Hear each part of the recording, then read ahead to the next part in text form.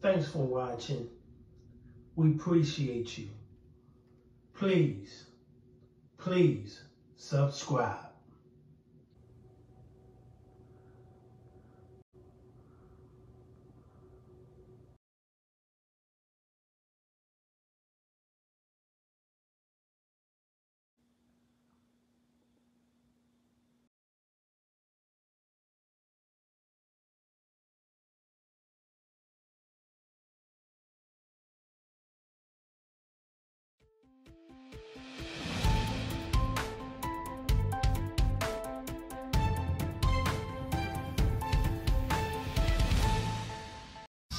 Power stations are under attack across the country, including right here in Washington state. Federal officials say that local substations were physically targeted even before North Carolina's power grid attack. Fox 13's Jennifer Dowling joins us to talk about how many sites are located right here in this area, Jen.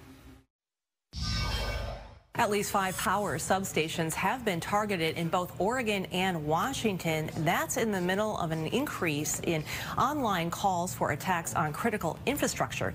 And experts say those calls for attacks have ramped up following the midterm elections.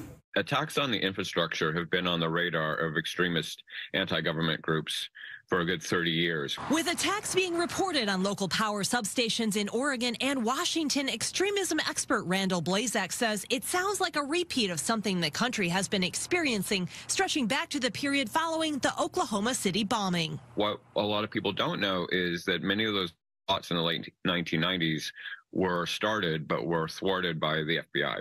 They broke up a lot of planned attacks on power stations, on dams, and other infrastructure targets like that. It's unclear who is responsible for recent damage to several substations in November, but a federal memo reads that during recent physical attacks, suspects have been utilizing hand tools, arson, firearms, and metal chains. Infrastructures are relatively soft targets. They're usually not guarded.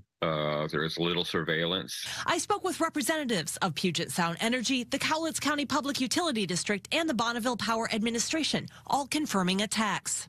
Puget Sound Energy released a statement saying, "We have had 2 cases of vandalism occur in late November at 2 different substations. As per our standard process, both cases were reported to local law enforcement immediately and also shared with peer utilities and the FBI. When I asked, PSE declined to say which community those attacks were in. Its coverage area covers several counties, as shown on this map. Further south, Alice Dietz with the Cowlitz County Public Utility District told me 2 attacks happened in mid-November in the Woodland area. She says since then, PUD has added more security and will continue to. She says they are working with local and state law enforcement as well as the FBI. The Bonneville Power Administration also confirms that attacks happened on a substation in Clackamas, Oregon. Spokesperson Kevin Wingert says BPA determined it was a deliberate physical attack over the Thanksgiving holiday, during which BPA operators discovered someone had cut perimeter fence and damaged equipment inside. Winger also told me by phone another incident happened in Centralia August 11th with minimal damage and no disruption to power. But that event is now getting more scrutiny in light of recent attacks. He says BPA has also stepped up patrols at its substations.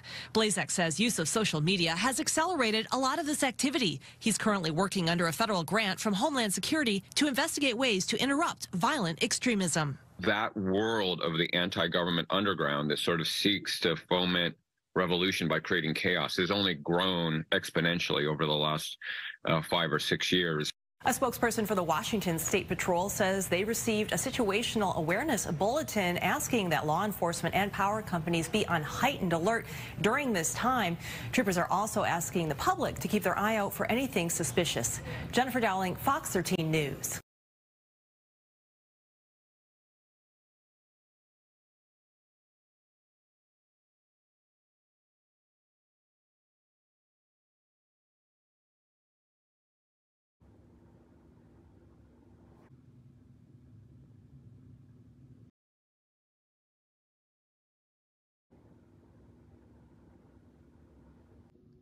Thanks for watching.